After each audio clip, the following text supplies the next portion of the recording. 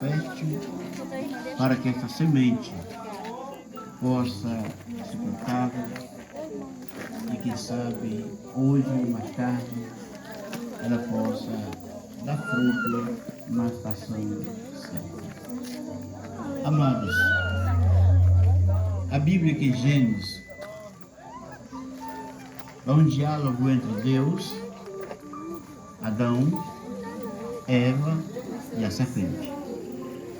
É sabido de que Deus colocou o homem e a mulher no jardim do Éden e deu ordem para que eles lavrassem a terra, que eles se sustentassem do que já existia ali.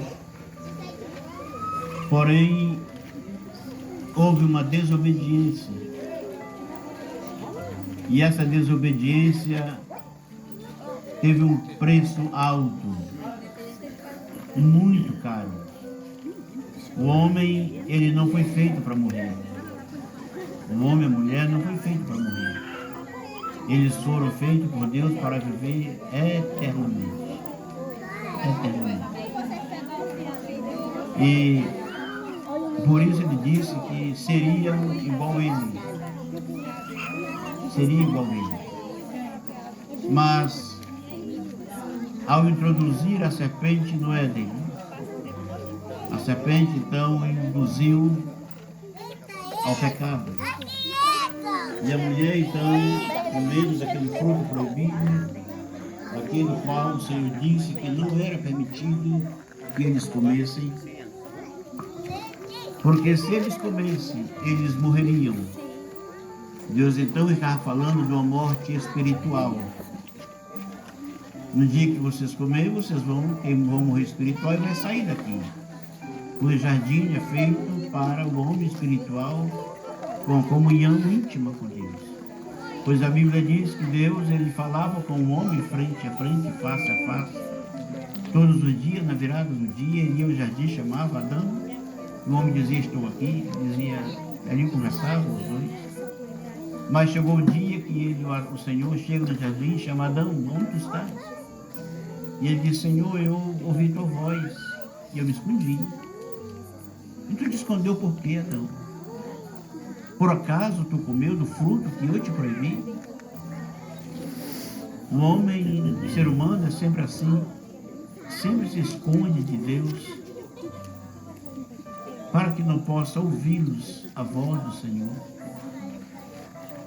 E o homem disse, Senhor, a mulher que tu me deu, foi ela que me deu do fruto.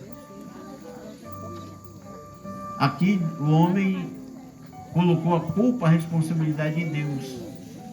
Foi a mulher que tu me deu. Podemos mudar o assunto da palavra aqui e dizer, em outras palavras, se tu não tivesse me dado esta mulher, eu não teria comido fruto, eu estava sentado aí. Mas tu me deu ela e essa mulher comeu e me deu. Ou seja, o homem disse, a mulher que tu me deu, ela comeu do fruto, me deu e eu comi também. Culpou a mulher. Culpou Deus também. Deus então vira para a mulher e disse assim, o que tu fizeste, mulher? E a mulher disse, a serpente me enganou. Um jogando culpa no outro. Jogando a culpa no outro. E esta cena ela generalizou no mundo afora. E até hoje é assim. Até hoje é assim. Poucos são aqueles que assumem o erro ou assumem a culpa. Não, eu não vou ser crente porque o fulano deixa, porque a fulano não deixa. Não vou na igreja por causa disso, que fica no culpa um no outro. É sempre assim. Mas aqui o Senhor agora determina o que há de acontecer. E disse para o homem, tu vai ter que lavrar a terra, tu vai ter que comer do suor do teu rosto. Tu vai dar o duro agora para te comer, para fazer o teu pão. E disse para a mulher, disse, tu agora também tu vai sentir dores em meio de partos. E disse para a serpente, isso que nós lemos. Disse para a serpente, tu vai rastejar sobre a terra e comer pó o resto da tua vida. Mas da semente dessa mulher vai nascer um que vai pisar a tua cabeça, vai esmagar a tua cabeça. Porém, vai ter uma inimizade entre tu e essa descendência. E essa descendência. Vai ter uma inimizade. Tu vai ferir o calcanhar dessa pessoa. Mas ele vai ferir a tua cabeça, ele vai esmagar a tua cabeça. Observe que a palavra, o Senhor disse assim, tu vai ferir o calcanhar dele, mas ele vai esmagar a tua cabeça. E essa discórdia, ela perdura até hoje, vai perdurar até Jesus voltar. Até depois da volta de Jesus. Porque a briga entre o bem e o mal, ela começou ali, entre o diabo e a sua descendência, a descendência de Eva e Adão e Eva. As gerações foram se formando. E a partir da hora que as gerações foram se formando, a terra foi se povoando. O mal também foi chegando. Porque isso foi profetizado. Eu vou colocar uma inimizade, uma intriga entre vocês. E essa inimizade, ela foi tomando conta do planeta Terra, no tempo antigo, a ponto de que o Senhor chegou a dizer, eu me arrependo de ter feito o homem. A Bíblia diz que o homem se corrompeu de tal forma que o pecado da geração chegou às narinas de Deus. Deus aspirou o pecado do homem. E ele disse, eu me arrependo de ter feito este homem. Por isso eu vou acabar, eu vou exterminar. Eu vou mandar um dilúvio, uma água, e vou exterminar todos. Porém, ele olha do céu e acha Noé, apenas Noé, um homem justo, íntegro, que guardava os princípios daquilo que o Senhor ordenava. E ele então chama Noé e disse, Noé, eu resolvi dar cabo, exterminar a terra, exterminar com a geração. Porém eu te escolhi para que tu recomece de novo, para tu que venha repovoar a terra, tu e a tua família. Faz então uma arca. E ali o maior arquiteto do universo, Deus, o maior engenheiro de todos os tempos, deu ali a planta daquela embarcação para Noé.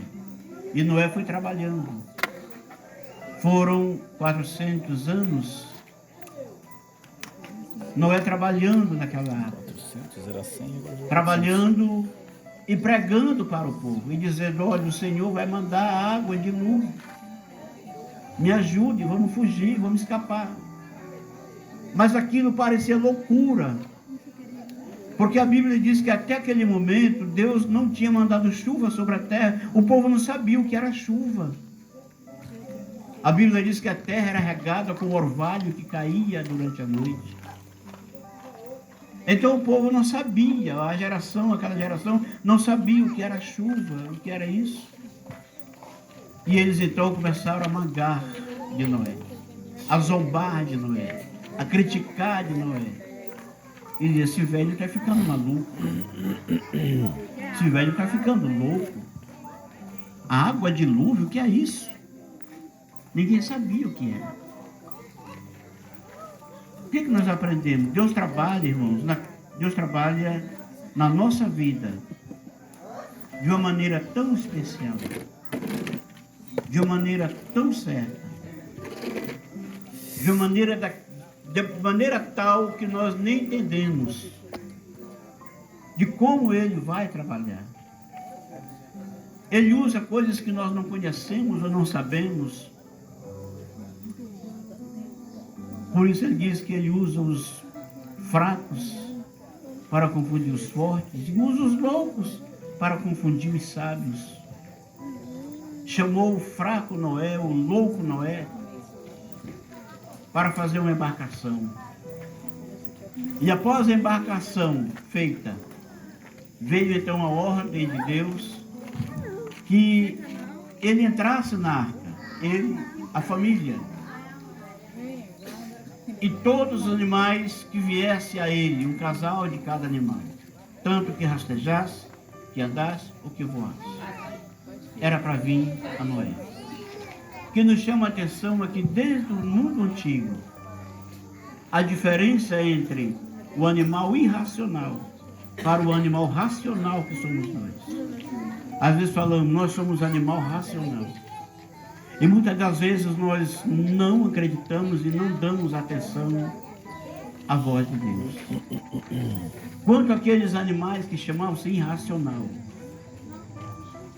o Espírito de Deus foi ordenando e eles foram vindo, um após um, em casal, em par, o macho e a sua fêmea. Vieram e entraram na arca com Noé. Entraram na arca com Noé. Eu não sei se os irmãos lembram, mas antes do ano 2000, aconteceu algo no país do Haiti, no sul haitiano, aonde do nada, os animais que estavam em zoológicos, enjaulados, presos, ou que estavam nas matas perto dos riachos, eles saíram, quebraram jaulas, saíram dos zoológicos, invadiram a cidade e saíram da região baixa e foram para as montanhas. E o povo assustado, o que é que está acontecendo? O que vai acontecer? 3 dias depois, houve uma devastação no país haitiano, onde morreu mais de 10.000 pessoas pelas águas. E aqueles animais escaparam. Por quê, irmãos? Qual a diferença entre nós e esses animais? Qual é a diferença? Vamos para frente. Noé entra na arca.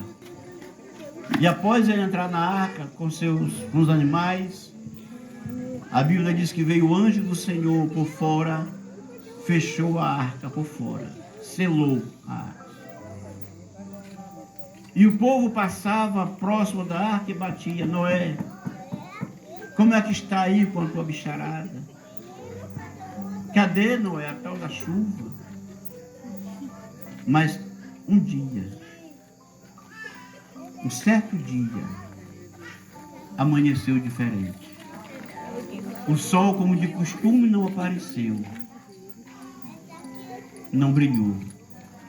O tempo começou a ficar nublado, escureceu. Trovões, relâmpagos. O povo então ficou assustado. O que está acontecendo? O que será isso? A água começou a descer do céu. A Bíblia diz que as comportas do céu foram se abertas impiedosamente.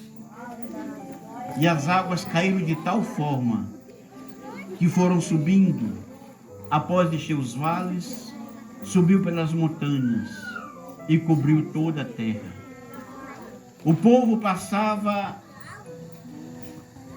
e batia na arca, dizia: Noé, abra a porta, nós queremos entrar. E disse: não posso, pois não foi eu que fechou a porta, foi o anjo do meu Deus que fechou a porta por fora e levou a chave para o céu. Imaginamos o coração de Noé dentro daquela arca, o sofrimento dele, por ver aquela multidão perecendo, aquele povo perecendo, o povo que Noé pregou para eles, chamou eles para ajudar.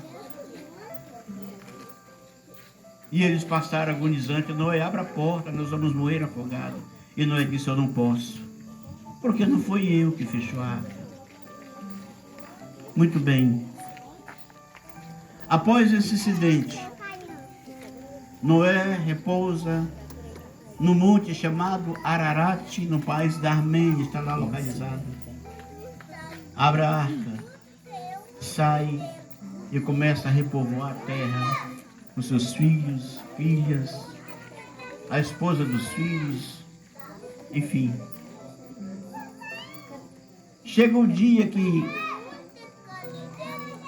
surge um profeta na terra, chamado Isaías.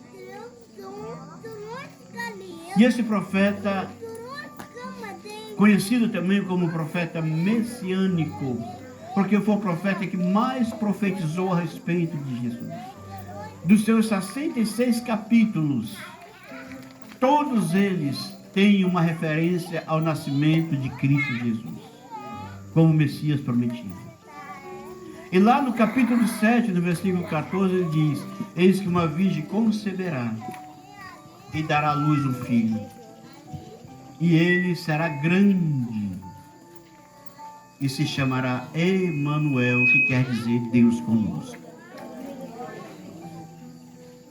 O tempo passa e o povo esperando a promessa.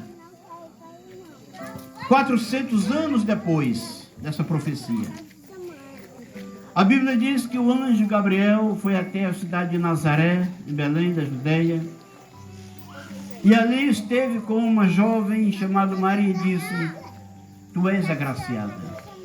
Olha, 400 anos depois e o povo esperando a promessa. 700 anos depois. Tu és agraciada, pois tu foi a escolhida. O Senhor te escolheu. De ti vai nascer um. Será grande. E ele salvará o seu povo. Ora, no nascimento de Jesus, Israel, os judeus, estava debaixo de uma grande perseguição dos romanos. Os romanos, sob o comando de Herodes o Grande, a família Herodianos, eles perseguiam os judeus, matavam os judeus. E Jesus nasce nesse período. Todos sabem que Herodes ordena a matança das crianças, com o intuito de matar Jesus, mas não conseguiu. A promessa tinha que se cumprir. O que o profeta falou tinha que se cumprir. O que o Senhor falou lá em Gênesis, no Éden, tinha que se cumprir. O que Amós falou tinha que se cumprir. O que o Espírito Santo falou através da irmã Josineide aqui, vai se cumprir. Vai chegar o dia que muitos vão andar de um lado para o outro, desesperado, caçando alguém para pregar a palavra, para ouvir a palavra, e não vai achar. Por que a Bíblia diz que é os jovens, as virgens e os jovens desmaiarão?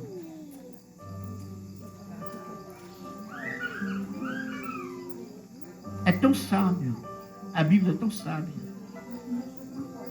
Se ele dissesse os velhos vão desmaiar, era fácil. É fácil, né, Edna?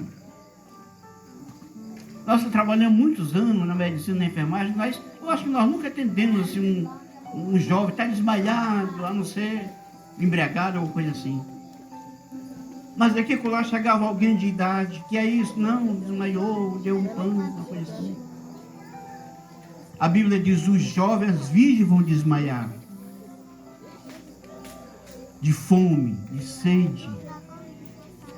Mas é fome de ouvir a palavra, sede de ouvir a palavra, e não vai achar ninguém mais.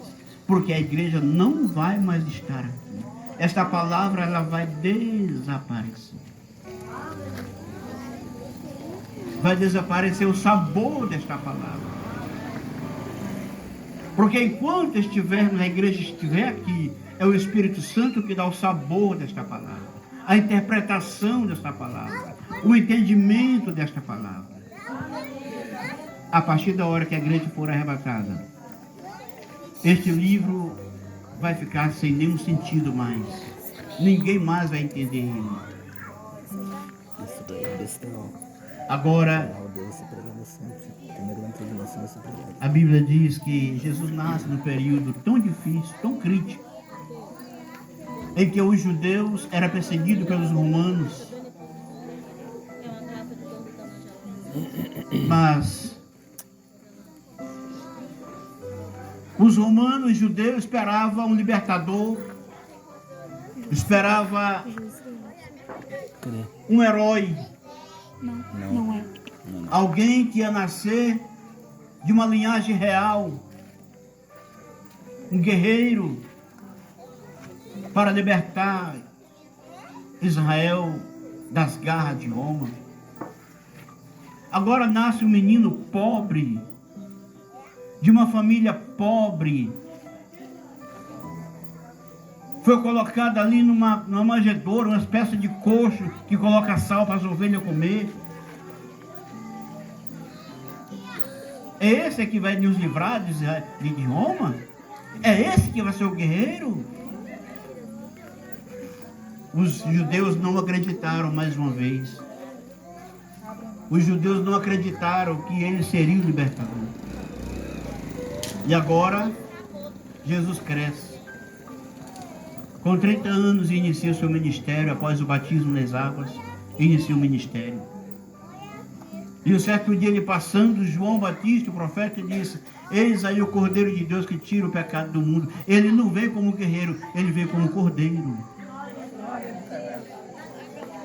Jesus não veio como guerreiro, ele veio como um cordeiro. Ele veio para livrar Israel do pecado. Ele veio para livrá-los, para salvá-los das garras do pecado e não das garras de Roma. A perseguição ia continuar, como continuou, de tal forma que eles próprios judeus, seus próprios patrícios, o entregaram a Pilatos. E Pilatos disse: eu tenho aqui o rei de vocês e tenho aqui o Iscariote, e tenho aqui um ladrão. Quem é que vocês querem que eu solte? O Barrabás, o ladrão? Ou Jesus, o rei de vocês? Mas quem era Barrabás? Era apenas um ladrão? Barrabás era um guerreiro, que a missão dele era roubar armas de Roma, para abastecer os guerreiros judeus, para guerrear contra Roma. Ele era tido como um herói. Era esse o herói que o povo precisava. E não um herói humilde, simples, sem armas.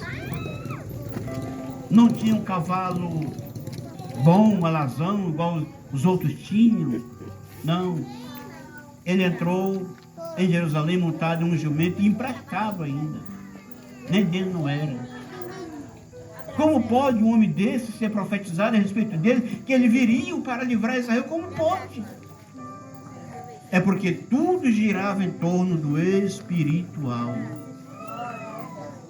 E o povo esperava que fosse um guerreiro material. A nossa luta, Paulo disse que não é contra a carne, contra o sangue, não é um contra o outro. A nossa luta é contra as hostes malignas que habitam no espaço sideral. E agora, Jesus foi entregue na mão dos romanos. E ele foi crucificado. Mas por que ele foi crucificado? Um único objetivo. Quando o homem desobedece à lei de Deus lá na terra do Éden, no jardim do Éden, que come aquele fruto proibido, ele perde a comunhão com Deus. Perdendo a comunhão, a Bíblia diz que Deus expulsa o homem e a mulher do jardim do Éden. Expulsa de lá. O pecado ali criou uma separação entre Deus e este homem. Agora o homem não ouvia mais a voz de Deus. Agora Deus não falava mais com o homem. O homem perdeu a comunhão com Deus. Com a morte de Jesus, Jesus veio quebrar essa barreira, veio tirar essa separação. Ele destruiu essa barreira, esse limite que limitava Deus com o homem com Deus. E agora o homem tem liberdade, o homem e a mulher têm liberdade de se retratar com Deus, de se reconciliar com Ele. Jesus, um dia orando, ele disse: Pai, eu vim para os meus. Quem? Os judeus. Os meus não me receberam. Agora, todo aquele que me aceitar, dá-se ao direito de se tornarem filhos de Deus. Todo aquele que me aceitar vai ser chamado filho de Deus. A saber, aqueles que crêem no meu nome. Aleluia. Fique de pé, queridos. Nós vamos encerrar.